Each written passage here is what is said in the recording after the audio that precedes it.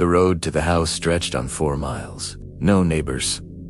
Close by, no lights, except the fading glow of the setting sun. When Mark and Emily finally pulled up to the property on Willow Creek Road, Ohio, the house rose from the trees like something out of an old photograph. It was large, 2 stories, with a sagging porch and peeling white paint. The shutters hung crooked, and the windows reflected only the gray clouds above. Emily sat in the car, staring. "It feels wrong," she whispered. Mark laughed. "It's perfect, a place of our own." The real estate agent hadn't mentioned much about the history of the house, only that it had a lot of character. It had been on the market for far too long. Too cheap for the size. Too cheap to be normal. But Mark saw opportunity, not danger. The first night passed quietly. At least at first. Boxers filled every corner. The furniture smelled of dust and old wood. Max, their dog, wouldn't leave the living room rug, staring at the staircase as if waiting for something. Emily noticed it right away. Dogs know things humans don't. She tried to ignore it. She tried to sleep. Baroté. Las 3:12 de la mañana. She woke to the sound. Slow, steady. Footsteps. They moved across the upstairs hallway, back and forth, as though someone was pacing. She turned her head. Mark was asleep beside her. She listened. Every creak was deliberate, every step measured. And then silence. When she gathered the courage to sit up, the sound was gone, but the air felt heavier, like something was waiting just outside the door. The second night, it happened again. But this time, Max reacted. He growled at the base of the stairs, teeth bared, his whole body stiff. Emily's heart pounded. Mark muttered that it was nothing. Pipes, drafts, the house settling. But Emily could see it in his eyes. He didn't believe that either. The third night, something changed. Mark was fixing a loose board in the upstairs hallway when he found something hidden beneath the floor. A folded, yellowed photograph. He opened it carefully. It showed a family of 4, standing in front of the very same house. The father looked stern, his face shadowed, the mother pale, with hollow eyes. 2 children, unsmiling, their expressions empty. On the back, written in smudged pencil, were the words, "We can never leave, neither will you." That night, they joked about it. But when 3 a.m. came, the laughter started. Not theirs, not human. Children's laughter. It echoed faintly at first, like a memory hidden in the walls. Then louder. From the attic, from the hallway, from right outside their door. Emily froze. Mark grabbed the handle and yanked the door open. The hallway was empty, completely still. But the laughter didn't stop. It grew sharper, closer, surrounding them from every direction, and then juiced as suddenly as it started. Silence. Emily lay awake until morning, her body stiff, her mind racing. Something about this house was wrong, and deep down, she knew. The family in that photograph hadn't left. They never would. And now, neither could she. The morning after the laughter, Emily was pale, her eyes dark from lack of sleep. Mark tried to dismiss it all. It's just in our heads. Stress. Moving into a new place. Adjusting, but Emily wasn't convinced. Neither was Max. The dog hadn't touched his food since the night before. He sat by the stairs, staring upward, ears flat, growling at nothing. Nothing Emily could see, but she felt it too. That heaviness. That. Watching. Later that day, Emily decided to visit the house across the road. If anyone knew about this property, it would be the neighbors. The old woman who answered the door introduced herself as Mrs. Reynolds. Her hair was silver, her hands trembling as she held the frame. When Emily mentioned the noises and the photograph, Mrs. Reynolds froze. Her eyes darted toward the house on Willow Creek Road. And in a voice just above a whisper, she said, "You bought the Grady house. didn't you?" Emily's heart sank. "Who were the Gradys?" she asked. Mrs. Reynolds hesitated. She looked as though speaking the name itself was dangerous. Finally, she sighed. Back in the 1950s, Thomas Grady lived there with his wife and 2 children. To the world, they seemed like a happy family. But inside those walls, something was very wrong. Her voice cracked as she continued. One winter night, Thomas locked every door and every window. He cut the power. The neighbors heard screams, but by the time police broke in, it was too late. Emily felt her stomach turn. What happened? Mrs. Reynolds leaned closer, her eyes glistening with tears. They found his wife and children, hidden under the floorboards. The bodies had been there for weeks. Emily staggered back, her breath shallow. Mrs. Reynolds lowered her voice further. And that's not all. Every family that's lived there since, they've all left. Some within months, others after. Tragedy. They say Thomas never left. They say he won't let anyone else leave either. Emily felt the blood drain from her face. You mean the house is haunted? The old woman didn't answer. She only closed the door, muttering one last warning through the crack. He doesn't want you there, and he won't stop until you're his. Emily returned home, shaken. She tried to tell Mark everything, but he brushed it off. Old rumors, gossip. People love ghost stories. Still, that night, something about him felt different. Different. He was restless, pacing, staring at the walls as if he heard something she couldn't. When she finally drifted off to sleep, she woke again to find Mark standing over her. In his hand was a knife from the kitchen. Her body froze. Mark, his eyes were distant, glazed. His lips moved, whispering something she couldn't understand, and then the knife clattered to the floor. Mark gasped, collapsing as though waking from a nightmare. I don't remember picking it up. But Emily saw the truth in his eyes. He wasn't lying. He really didn't remember. Something else had made him do it. At 3 a.m., Emily lay in the dark, staring at the ceiling, unable to sleep. That's when she heard it again. The footsteps, but this time, they didn't stop in the hallway. They circled the bed. Slowly, deliberately. And then, the sound of a child's whisper, right by her ear. The morning after the whisper, Emily couldn't bring herself to tell Mark what she had heard. He was already acting strange enough. Distant. Quiet.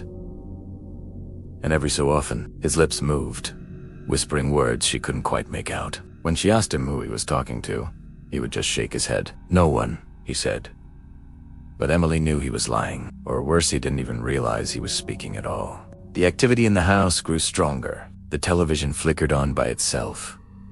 Not to a channel. Not to static, but to a blank black screen. And in that darkness, Emily swore she saw faces staring back at her. The lights began to flicker every night at 3 a.m. Sharp. The shadows in the hallway grew darker, thicker.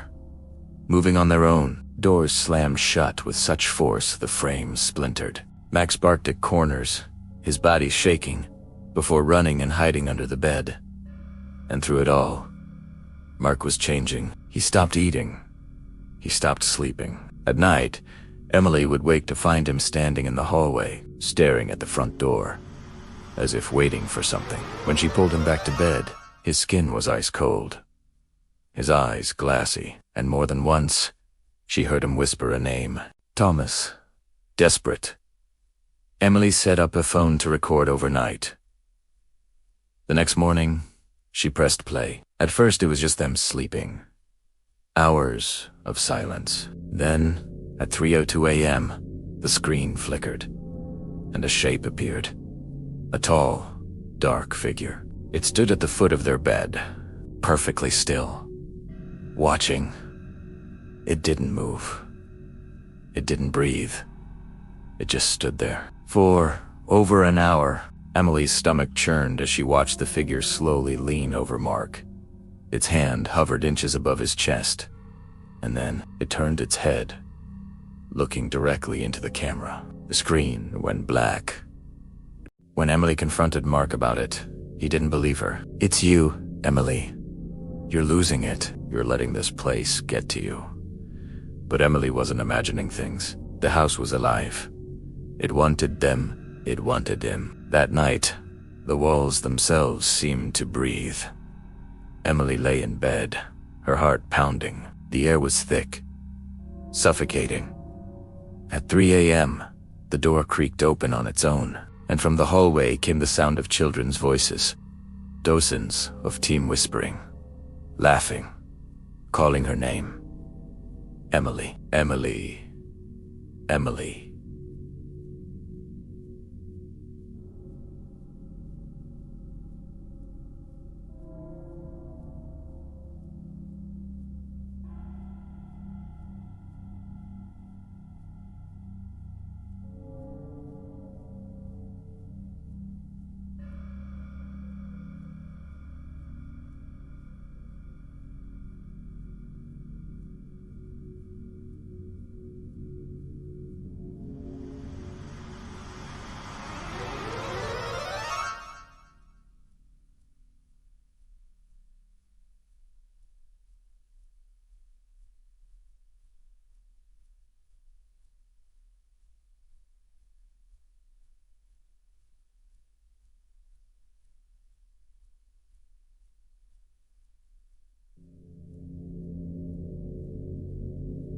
The sound grew louder, closer, until it was inside the room. Emily sat up, shaking, clutching the sheets.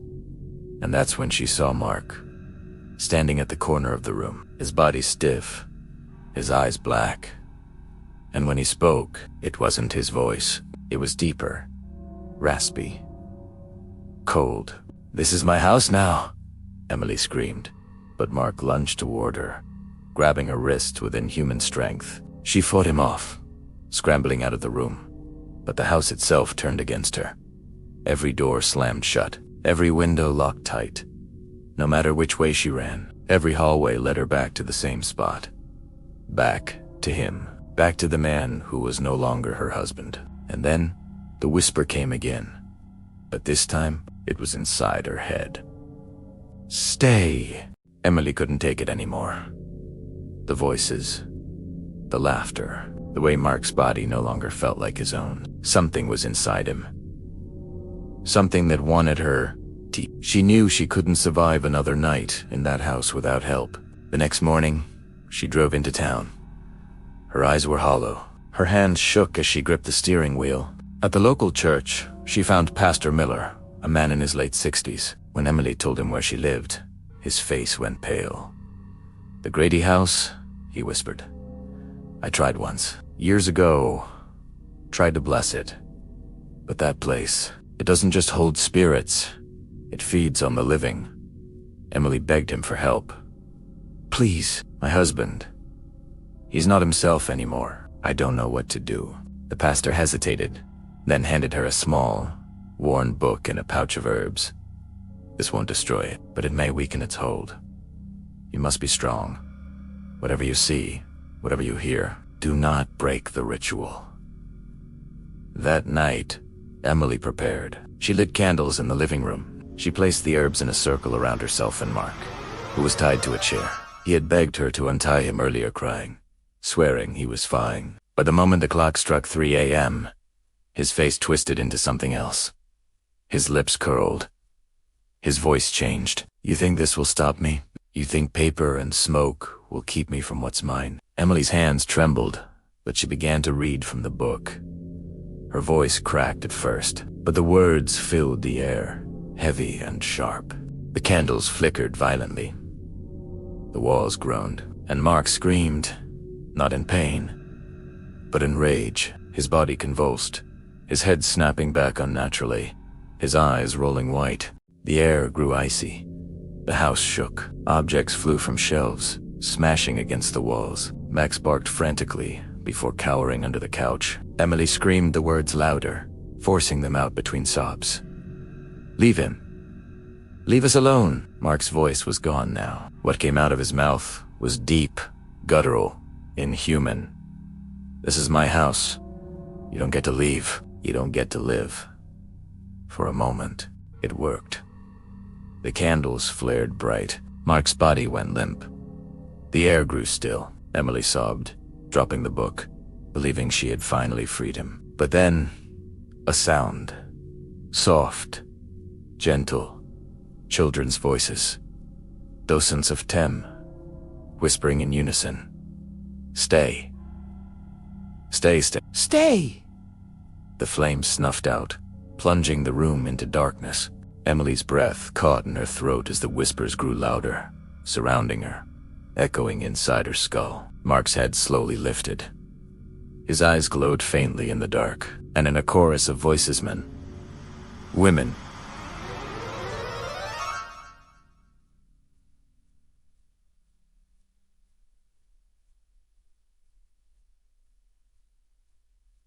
children, he spoke. "You've only made us stronger." The circle of herbs Emily had placed on the floor burst into flames. She screamed, stumbling back as the fire formed a ring around her. She was trapped, and on the other side of the flames, dozens of pale faces appeared. Children, women, men, all staring, all smiling, all whispering that same word, "Stay!" Emily had failed. The ritual hadn't freed Mark.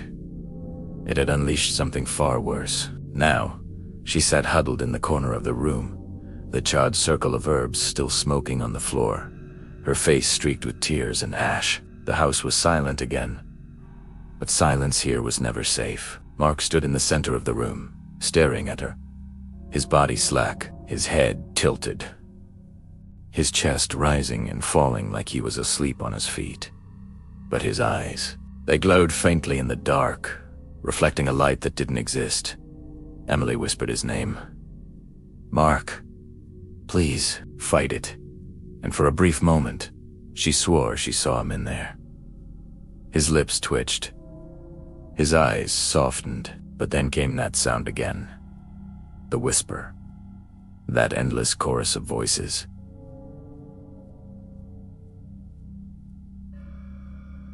"Stay, stay, stay." And Mark's face twisted into a grin so wide it tore the corners of his mouth. Emily bolted. She ran down the hallway, her feet slamming against the warped wooden floor. The lights flickered above her, bursting one by one as she passed beneath them. Doors slammed shut on their own. The sound of footsteps followed her fast, pounding, chasing. She stumbled into the kitchen, grabbing a knife from the counter, her chest heaving. But when she turned, Mark was already there, standing in the doorway, blocking her escape. Emily had failed. The ritual hadn't freed Mark. It had unleashed something far worse. Now, she sat huddled in the corner of the room, the charred circle of herbs still smoking on the floor, her face streaked with tears and ash. The house was silent again. But silence here was never safe. Mark stood in the center of the room, staring at her, his body slack, his head tilted, his chest rising and falling like he was asleep on his feet. But his eyes, they glowed faintly in the dark, reflecting a light that didn't exist. Emily whispered his name. "Mark, please, fight it." And for a brief moment, she swore she saw him in there. His lips twitched. His eyes softened, but then came that sound again. The whisper. That endless chorus of voices.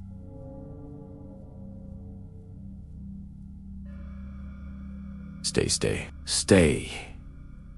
And Mark's face twisted into a grin so wide it tore the corners of his mouth. Emily bolted. She ran down the hallway, her feet slamming against the warped wooden floor.